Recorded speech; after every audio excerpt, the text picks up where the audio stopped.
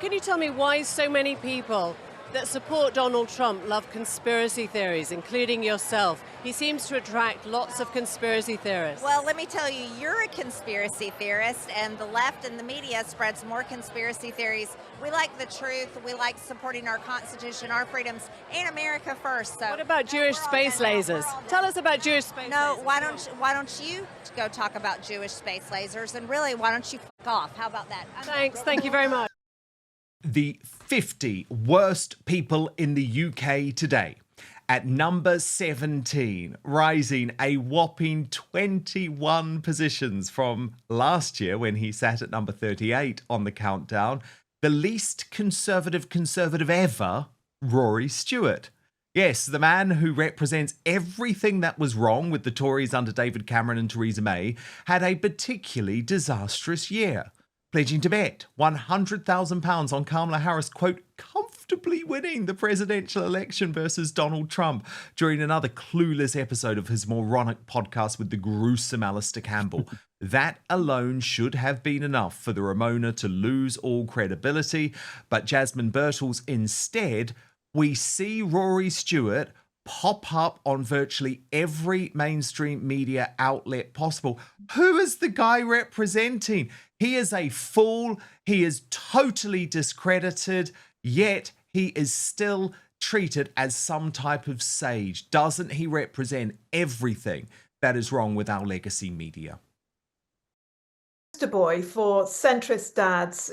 Nice looking, although I always feel that he looks like he needs to have a good meal inside him. Bless his heart. He's just so frail looking. I think a bit of wind, odd looking, I would say.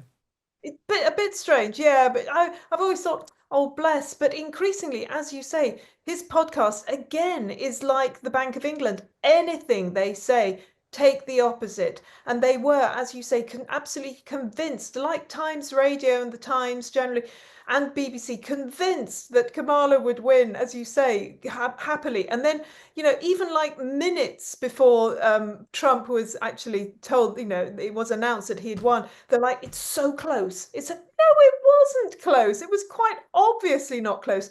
And now their big thing is still Trump hatred, of course. Again, like Times Radio, Trump, Trump, Trump.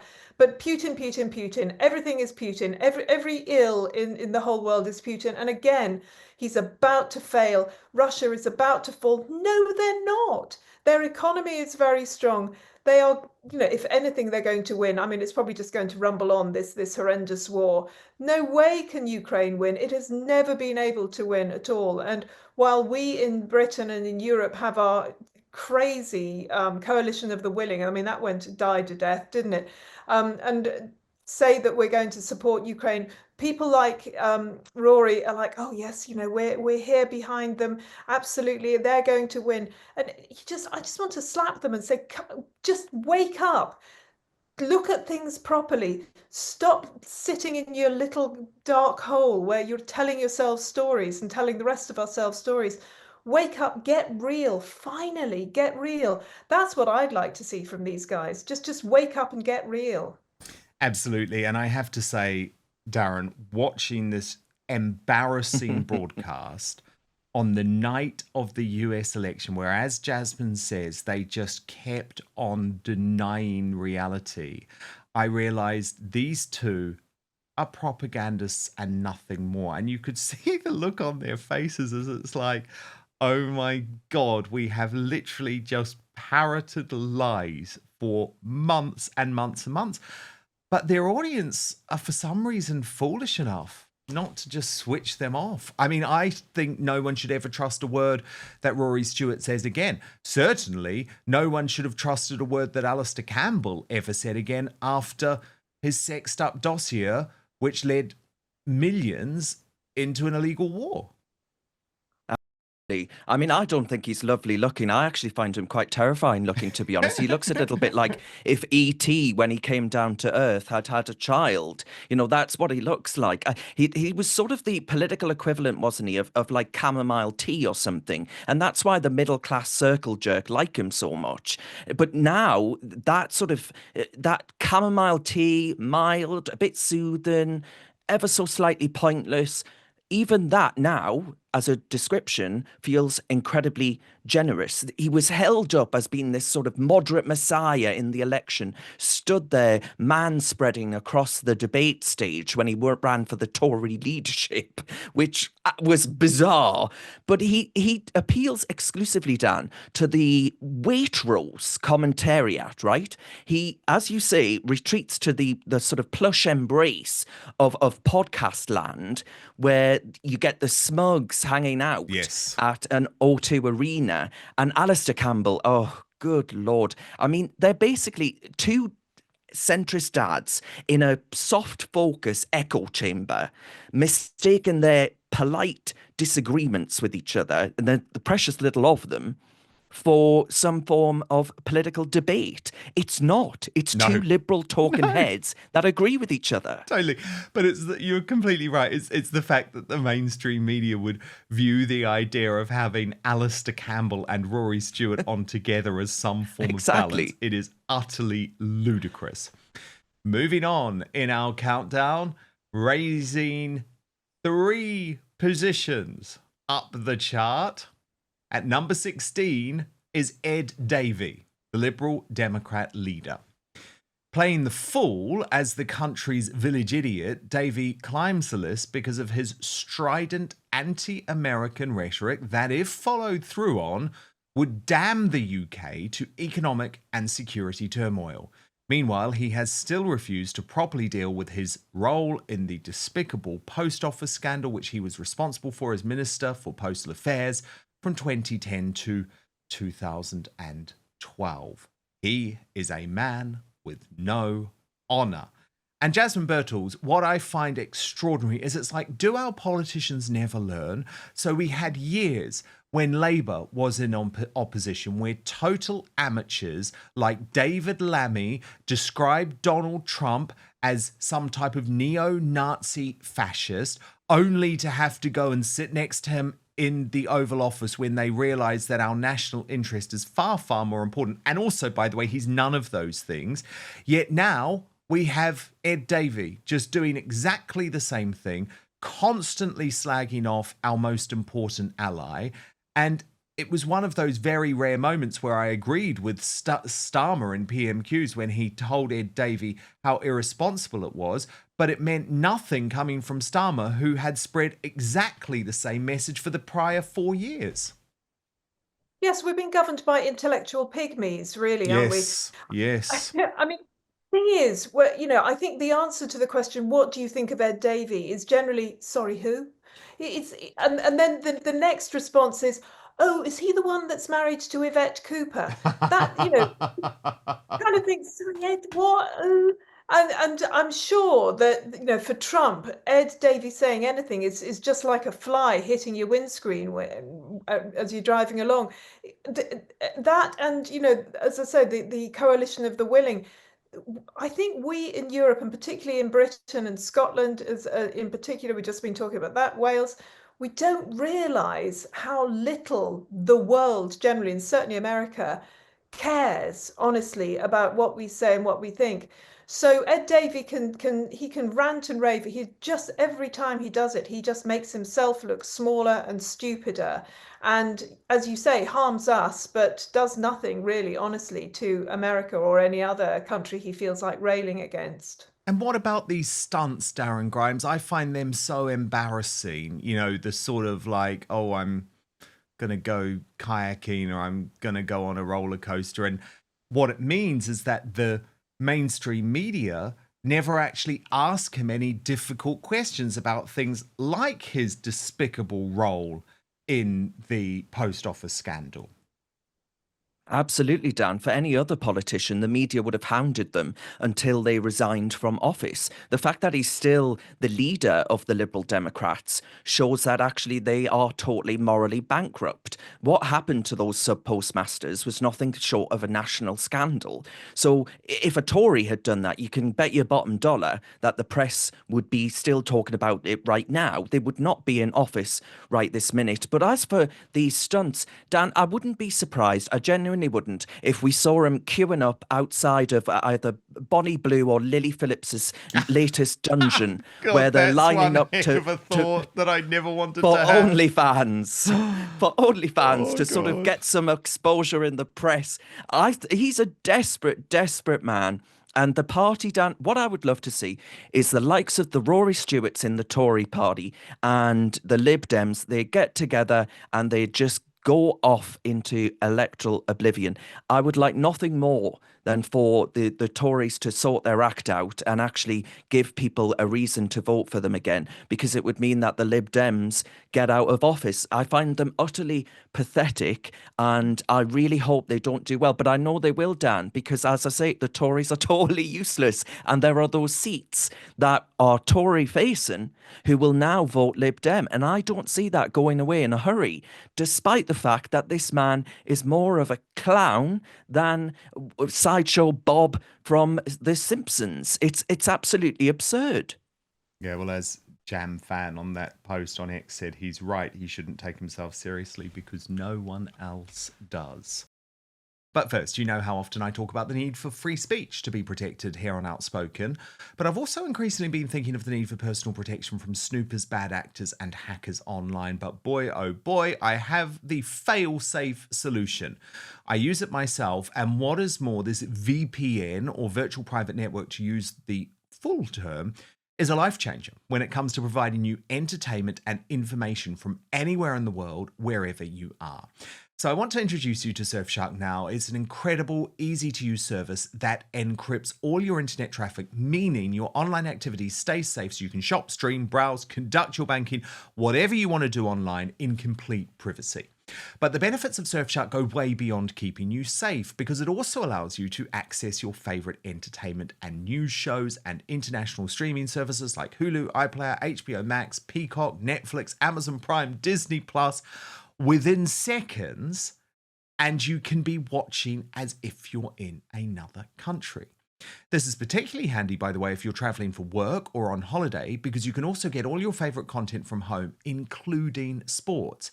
And this is an insurance policy against creeping censorship in many countries, like France, which keeps Rumble blocked now. How insane.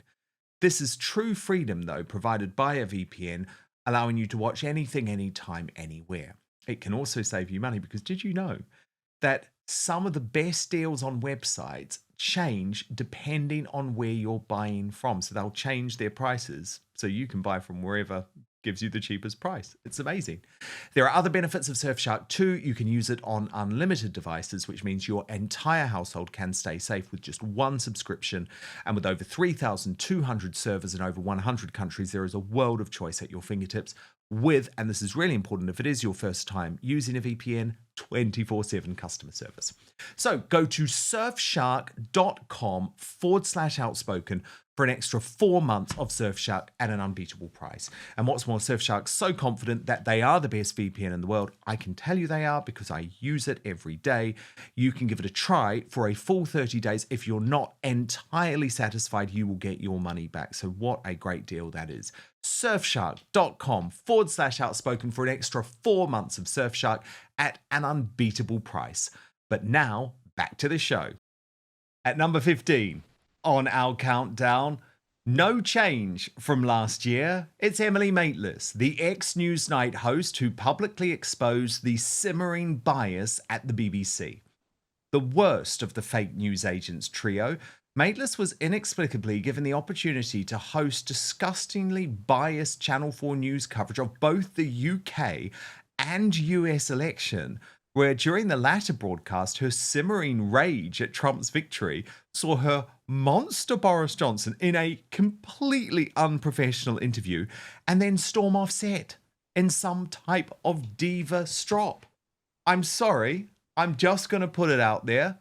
I cannot stand this woman, Jasmine Birtles. I do not understand why she is put on some type of pedestal. I don't get the Emily Maitlis thing. And by the way, if she tells us once more that she interviewed Prince Andrew, I think I will scream. I think we do know, don't we? Yes, that interview, it has gone down in the annals of really bad ideas for the interviewee. But I remember particularly her interviewing your friend, that the quite acerbic woman in America, the Oh, Marjorie Taylor Greene. that's it, yes, and Marjorie's words to her, which were pretty strong. But I think there were a lot of people who watched it and went, yeah, absolutely, Marjorie. Emily is hugely popular, again, with our favourites, centrist dads. I have one or two friends who go, oh, she's marvellous. I go, okay, fine, if you think that. But it is quite clearly biased reporting. And I think she was held back a little bit when she was at the BBC, only a little bit. But now at LBC, it's full pelt, because LBC really enables everybody to be as left-wing as they like, as left-wing or centrist as they like, and to be as opinionated as they like. So yeah, with the, as you say, news agents, which is really not news, it's just opinion. Exactly, it's activism. It's propaganda. activism. But look, Yeah. seeing you've mentioned the Marjorie Taylor Greene thing, and it's one of my absolute favourites, we just have to watch it. We just have to watch it. Haley should be on the list, but of course President Trump will choose who he wants for VP.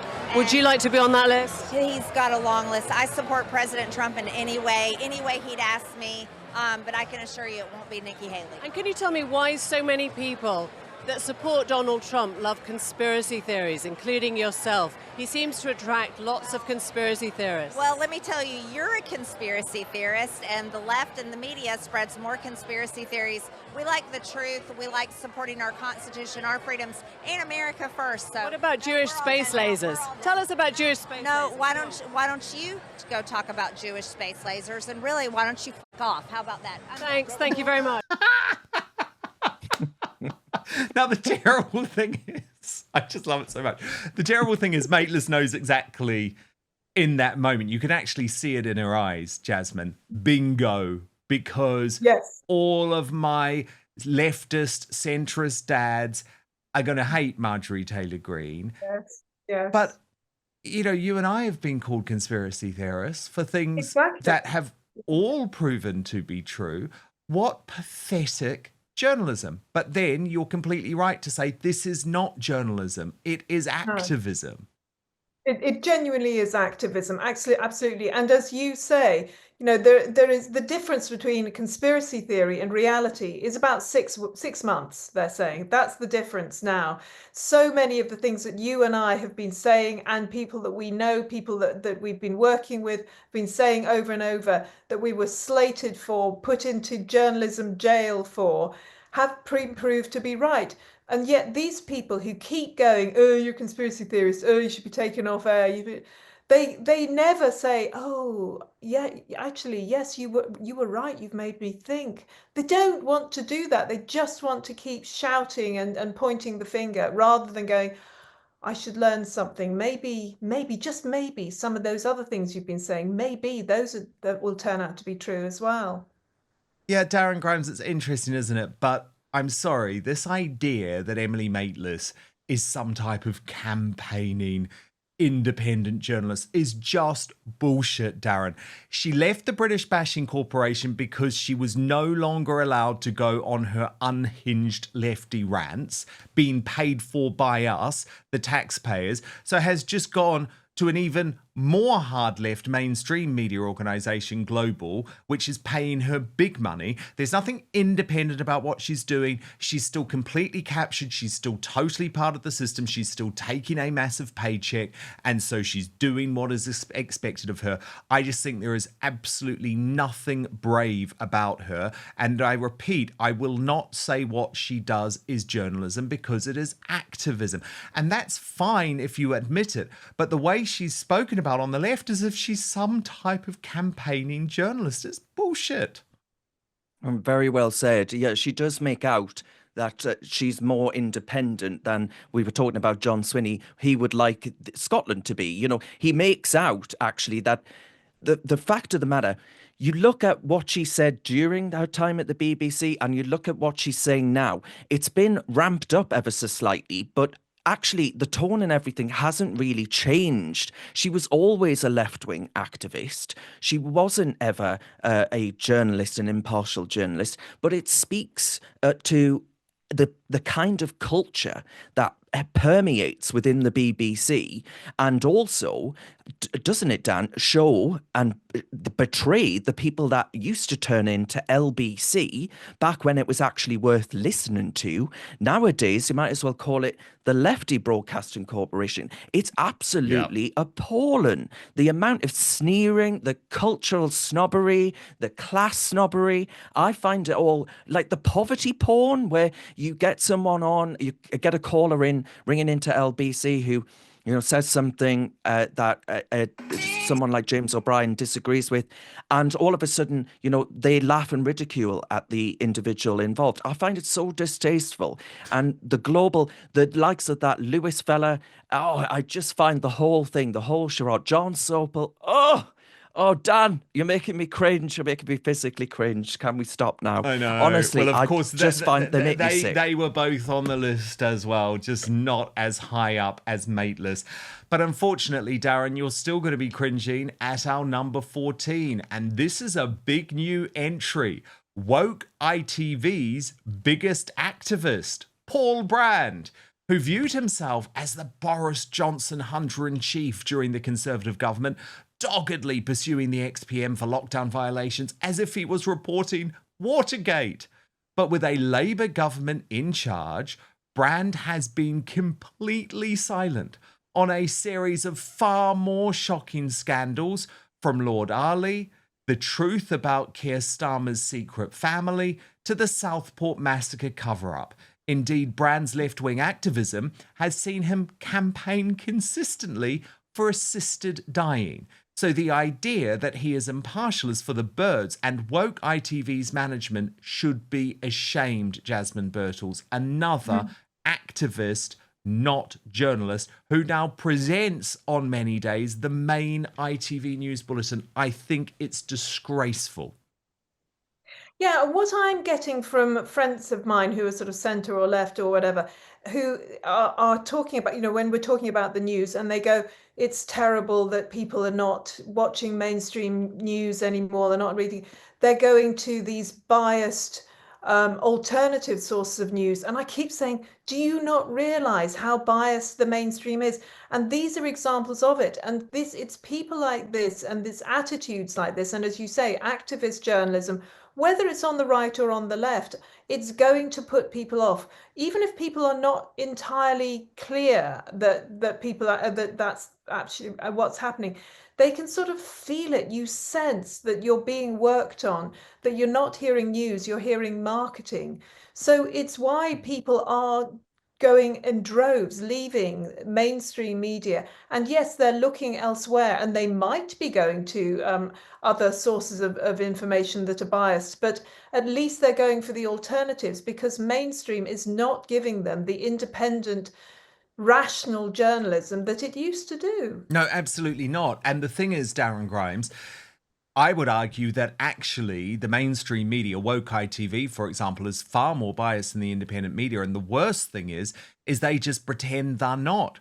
They're not honest about where they're coming from. And when it comes to Paul Brand, the fact that he was really just this scandal hunter, and I think they were mainly fake scandals, the so-called Partygate, and I was on GB News at the time, and I blew it apart really every night. These were fake scandals. These were not real scandals, but they were designed to drive Boris Johnson from office. But whatever, he won journalism awards for it. He was lauded in the legacy media world. So you'd think he'd be trying to do the same thing now, wouldn't you? About a whole succession of scandals, Lord Ali, etc., etc., etc. Not a thing. Not a thing. Instead, he has become like the #1 propagandist for assisted dying. It's weird. Mm-hmm. Yeah, absolutely. I don't see. I see the whole saga over Boris Johnson having a slice of cake or whatever it was. Yeah, that was it. I see that. Yeah, I see that as an attempt to actually get the man who won Brexit, who helped really lead the charge on that within the Parliamentary Conservative Party. And then, of course, the fact that he managed to win a majority in 2019 that they weren't expecting him to actually be able to get of that size. He has always proven them wrong, and I think they wanted to get that man because he allowed the undesirables to actually be able to get some semblance of what they voted for at the ballot box. It didn't turn out like that ultimately, but that's why they wanted rid of him, and they got what they wanted in the end. I see this as they purport to be these journalists with integrity and journalism of the old school. They would shun shows like yours, Dan. They would say, well, it's so incredibly biased. I love the fact that I know what your show is about. And increasingly, more people know what ITV is about. And that's bashing anyone on the right, any political party on the right. And it's been a propagandist for the left. They don't care about Sir Keir Starmer's travails at the minute. And there are plenty of them because, and there's his husband who was in number 10, Dan, at one point, wasn't he? Well, he's still part of that world, isn't he? Yeah. And, wonder where he gets his stories from, but there you go. There you go. Thank you so much for watching Dan Wootton Outspoken. Please click on my face just to the bottom left to subscribe to this brand new independent news source and turn on the notification bell so you'll be alerted to our brand new live shows, uncancelled interviews, and special royal episodes. Outspoken is also now available as a podcast, so you can listen to the show every weekday on the go, wherever you are.